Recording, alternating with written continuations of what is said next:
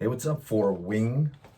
First, I got to apologize. Apparently, in my introduction video, I said Four Wings, so I apologize for that. Hopefully, you guys forgive me. If you got to see that video, and maybe you saw the Robb Nash story on YouTube as well, which we included in that link, you know, um, you guys, your community reached out and just asked if there's anything I could do just to help because for the last 10 years, I've been working with young people that struggle with, whether it's anxiety, depression, suicidal thoughts, self harm, addiction issues, and normally, this is different for me. Normally, I'm used to being on a big stage, lots of people in front of me, a band behind me, LED walls and lights. So this is really different for me. Normally, the people in front of me are young people, but not that you guys are old, but you know, because we can't do our big concerts right now, we just said, well, what if we just share with your community, some of the adults, how we tackle some of these tough topics with young people. So I think the number one thing that I've learned is to be willing to be vulnerable. A lot of parents say to me, like, why doesn't my kid talk to me? It's like, well, are you willing to be vulnerable when you sit at the dinner table and you say, what's going on with your life? Are you willing to let your kids hear that you're having a bad day? Are you showing them what it's like to be vulnerable? So the first thing I do when I get on stage, and this works whether you're in a school, a reserve, or a prison, I get on stage and I become vulnerable just by sharing my story. And it's not fun, but I'll give my story in a little more detail and just watch how I navigate when I'm talking about different cliches that people use and just learning how to attack some of these tough topics. So if you saw my story, a lot of people see it and they say, okay, so Rob was hit by a semi truck and he, woke up enlightened, wanting to change the world. That wasn't the case at all. I was 17 years old, going for a joyride with my buddies. At 17, you think you're indestructible. So we're going for a joyride and we're heading back towards our school. We pull out to pass one last car on an icy Manitoba road in December, and we get hit by a semi truck. And my friends all ran from the car, the three buddies, because they thought it was going to explode like it does in the movies, but that doesn't happen. And they looked back and they saw that I was still laying there and the snow was filling with blood because I lost the piece of my left side of my skull. The first person that happened to be driving by was a first responder, and he actually resuscitated me, and he was trying to hold my skull together until the ambulance got there so I wouldn't bleed out. They got me to the hospital and they rebuilt my skull with titanium. I've had a few surgeries, just had it rebuilt again a few years ago. They got metal in my chest, stainless steel, rebuilding my shoulder and stuff. And woke up in the hospital. I didn't know who I was, didn't know who my parents were because of the brain damage, and memories started coming back, but it took a while. And everybody would walk up to me and they'd ask me how I'm doing. How's your skull, Rob? How's your skull? But nobody asked me the important question, and that's how are you doing inside of that skull? Because we live in a world where we don't feel comfortable talking about our own stories, especially as guys. So I'm 6'5", not telling anybody, but I didn't want to be alive. And even though people didn't know that, none of my family knew or friends that I was suicidal, but people would just share, these cliches with me. Some people told me that it was fate. The semi had my name on it, and I don't believe in fate because fate says you have no choice, right? And I know I chose to get into that car. In fact, my best friend who was sitting in the back seat with me, he didn't want to get into the car. He didn't trust the driver. Apparently, I convinced him to get into the car. So I know it's not fate. We made some decisions. Some of my family told me that God spanked me with a semi because I was a bad kid, which also didn't help at all. But the most common cliche people would say to me, and people say this with good intentions, and this statement actually means a lot to some people, so forgive me if this statement means a lot to you, but people would all say to me, always say, everything happens for a reason. And now I had to sit there and figure out what was the reason this happened to me. And that brought me to an even darker place. Well, now there's some lesson in this thing, and I was just so upset. And finally, one day somebody came up to me and he said the most amazing thing that changed my life. He goes, Rob, I think I know the reason you were hit by a semi. I was like, what is it? He goes, you and your friends were going too fast on an icy road. Shit happens. And I was like, whoa. And it sounds simple, But that actually set me free. I realized it was not fate, it's not a punishment, not everything happens for a reason. And so I was like, okay, I get to make some decisions. And I thought, man, I got a second go at life. What am I going to do with this? How many other people are having these same dark thoughts like me? And now this is what I believe.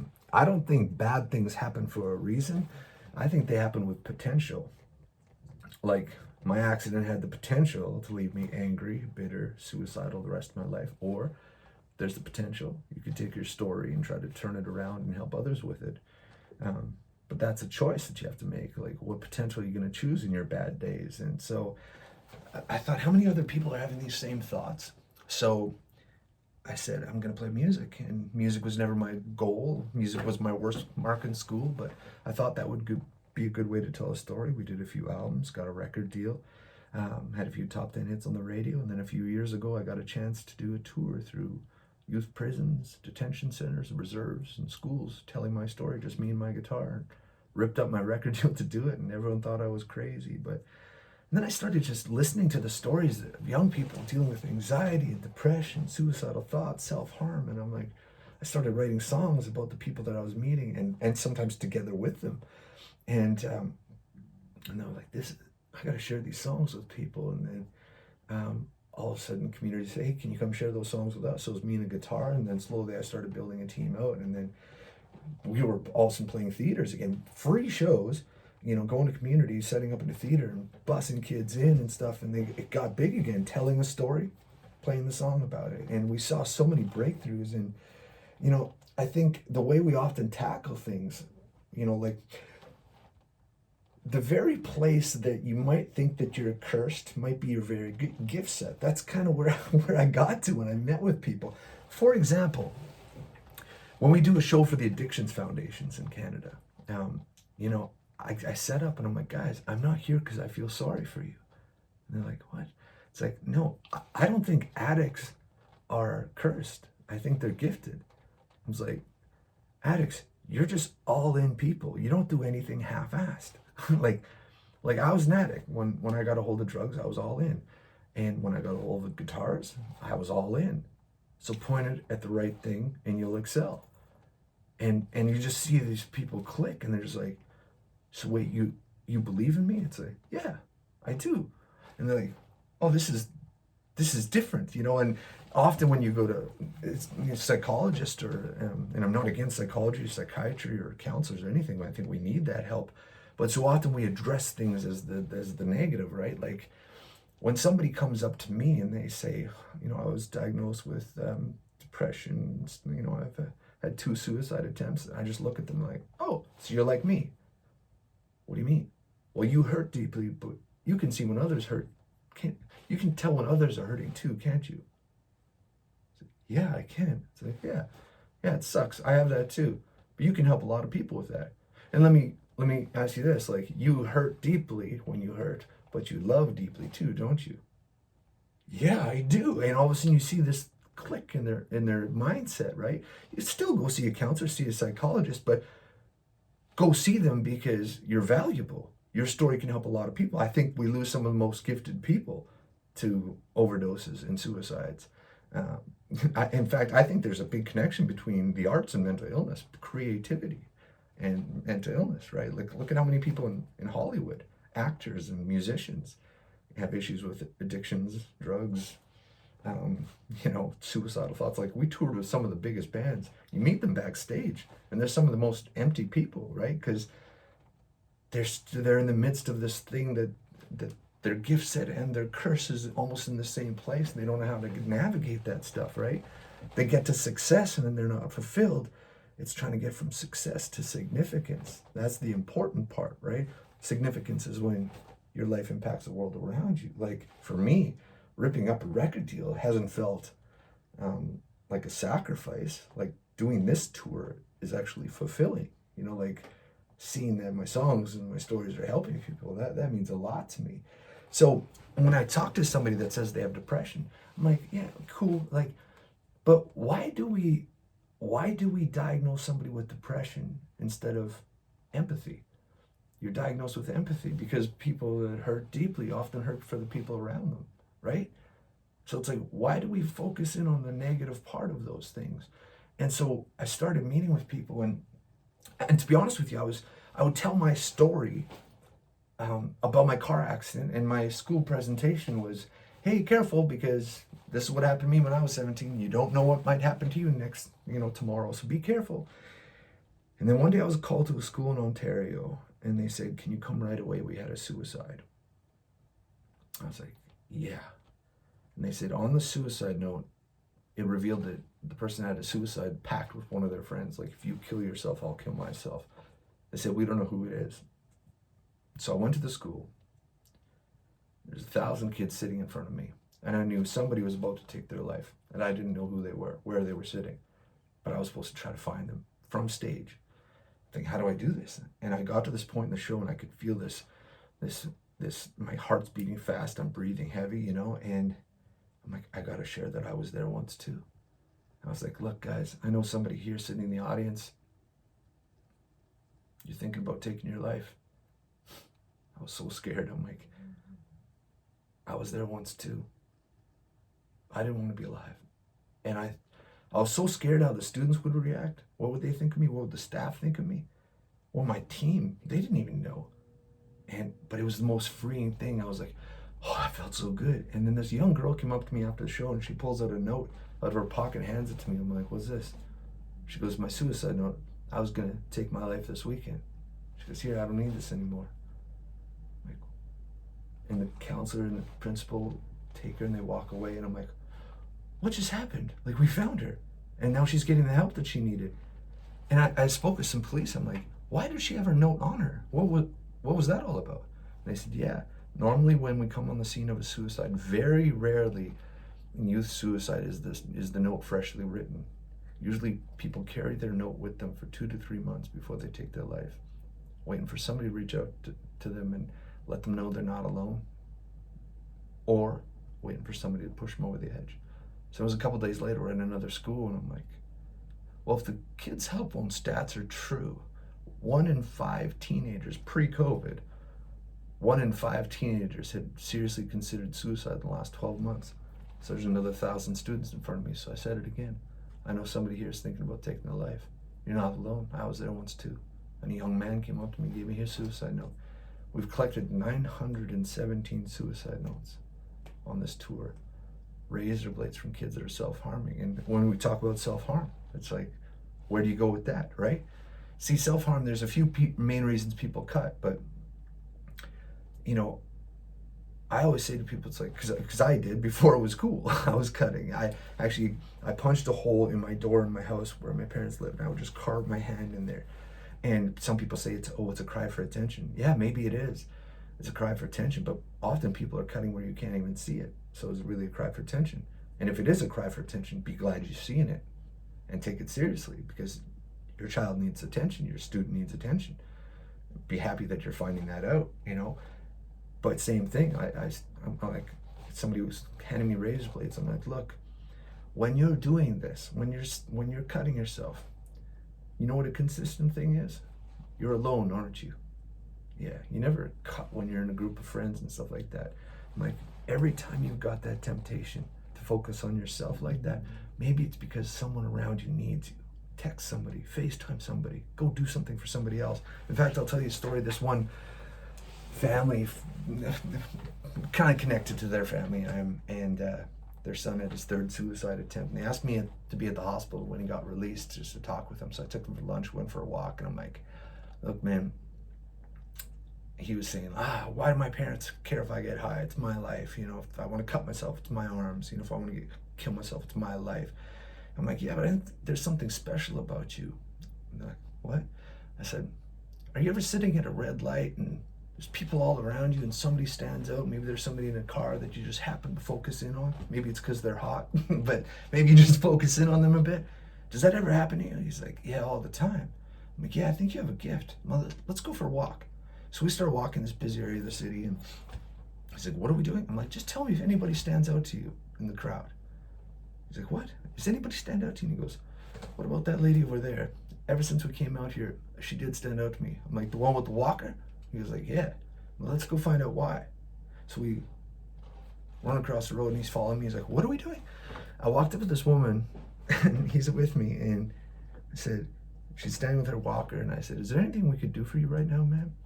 She goes, oh, it's funny you say that. She goes, I was just looking down at my shoes, and they're untied, and I'm scared to take another step, and I'm gonna fall and break my other hip. She goes, I just prayed somebody would come and tie my shoes for me. Would you boys tie my shoes? And I was like, yeah. So I tied one, he tied the other. We got up, and she was so grateful. It's like we just bought her a house. And she's like, thank you so much. And we walked away, and the kid was like, hey, that was fucking awesome. I'm like, yeah, man, and you felt it. And he was like, yeah. I'm like, let me ask you this. Do you want to cut right now? No. I'm like, do you want to get high? He's like, no. I'm like, do you want to kill yourself? He's like, no. I'm like, why? Who are you focused on? He's like, her. I'm like, yeah. I said, whenever you have a temptation, focus on yourself, to cut, to get high. Maybe somebody needs you. His family reached out a few weeks later and said, what the hell did you say to our kid? I'm like, why? He said, because every day before he goes to school, he goes and cuts somebody's lawn or does something for somebody else. He's getting his mind off of himself, you know? And we've seen so many of these stories, right? And I want to show you guys a song. This song is it's a song I wrote. It's called The Thief of Colors. You know, when you're struggling with mental illness, depression, people often describe that your life loses all color. And one thing you learn when you go to addictions meetings is this is what they teach you. And this is a big thing you can teach the young people in your life. Don't try to figure out how to make it through the day, the month, the year. You know, don't focus on grad. Don't look too far ahead. Just say, just for today, I won't cut. Just for today, I won't use. Just for today, I won't drink. Just for today, I'll fight and I'll stay alive. And you're gonna see so many people in this story. You're gonna see them tattooing the lyrics of our songs on their arms. You know, you're gonna see them getting rid of their suicide notes, ripping them up, burning them.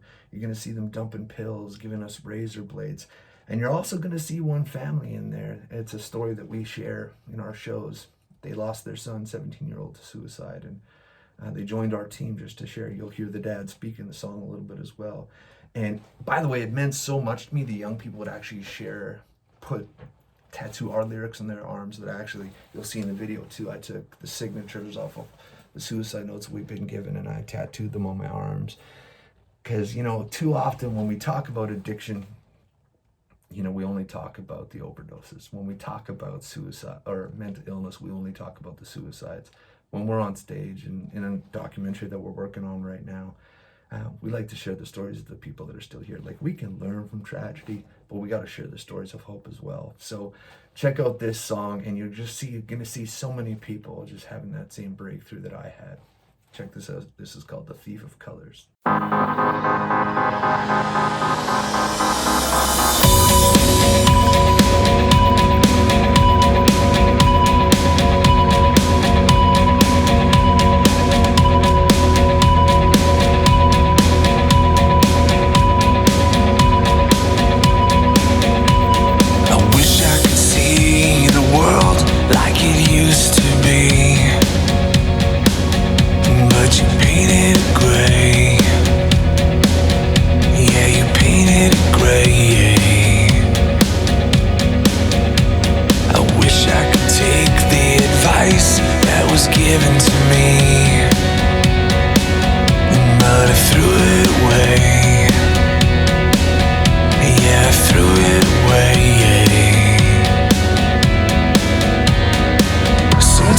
Don't know why, I just can't say goodbye.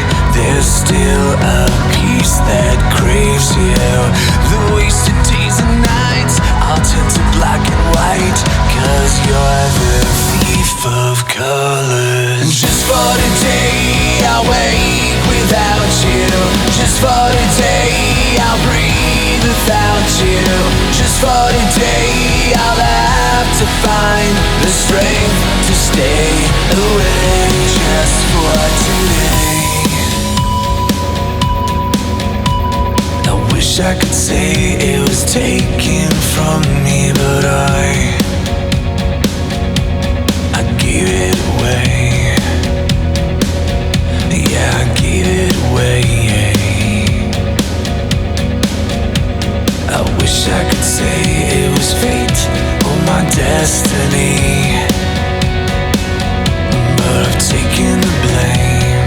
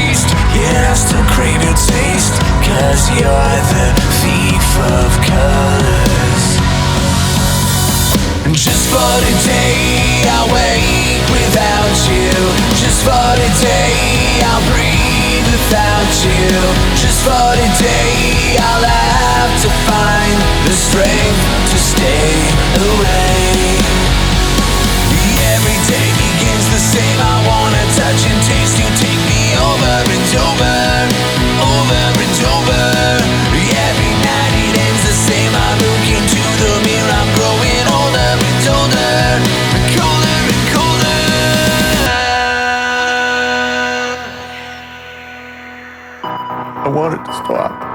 I don't want to hear about this anymore, Rob. I want to see you pull those notes out of your pocket and you show them to me. We saved one. I couldn't save him. I want to save other people. I want to help. And just for the day I'll wait without you. Just for the day I'll breathe without you. Just for the day I'll have to find the strength to stay away. Just for the day I'll wait without you. Just for the day I'll breathe without you. Just for the day I'll have to find the strength to stay away. I wish I could see the world like it used to be, but you painted it gray. You're the thief of color.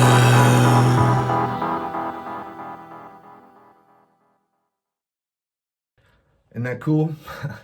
And see the girl at the end there ripping up her suicide note? You know, her name is Allie. She's a part of our team. You know, a lot of those students working with us, and they're so valuable because they can see when other people are hurting, you know. And I just want to encourage you guys, you know, like I said before, people in Hollywood, they stop at success and they don't go on from there. They don't go from success to significance. And that's the most important thing that you can teach the young people around you, whether it's nieces, nephews, your own kids, grandkids, if you're a teacher, students. Let them see that you believe in them. Don't ask them what is wrong with you. Ask them what happened to you, you know. Those are such key things. And you know, when you're, you know, especially if you're in an Army community and you're moving communities all the time, you know, that's a tough life. You know, my dad was a truck driver before he passed, which just happened a couple months ago. And, you know, I know what it's like to see all of that, to have a family that's not always united, and that can be tough. But, you know, you don't have to rip up a record deal like I did and go do presentations, but let your kids see that you're doing something significant. Like, you are serving the country doing that. Be proud of that. Let them know that they're part of something significant. Let them know. Don't forget why you do this. It's too often, you know, like you could ask anyone in the world, what do you do? Everyone knows what they do. Ask them, why do you do it? And very few people have a good answer, and that's a sad thing. Make sure you remind yourself and that your family, your kids, your grandkids, whoever, remind them why you do this every day. Let them taste that significance. Do something as a family for another family. Listen to those promptings, just like that kid that tied somebody's shoes. Give them a taste of significance no matter where their community is. And tackle it just one day at a time. Now, I thank you for this. If you want to see more of our music videos and stuff like that, you can go on YouTube. Our new album's coming out soon, as well as a documentary where we're following up with some of the kids that gave us suicide notes to see where they are now, and it's just been incredible, so emotional, some really amazing stories. But we're also going to give the opportunity, if you, in watching this video, you've got some questions, you know, a lot of questions that people ask. You can go on our YouTube channels, and there's Q&A. There's a lot more content of just me telling some stories, like what do you do in this scenario, and what do you say when this is happening. You know, what do you say to a friend that's suicidal? You know, what not to say, what to avoid. And but if there are some specific questions that you have for us, you can let your the people that arranged this whole thing, let them know, and they'll get the questions to me. And if we see some stuff that some specific questions that you guys have that you have for us, I'll make some more videos and try to get some of those answers to you. I want to thank you from the bottom of my heart for serving our country. I believe in this country so much, and I know this has been a really difficult time, but I'm honored to do this together with you guys. Take care. Peace.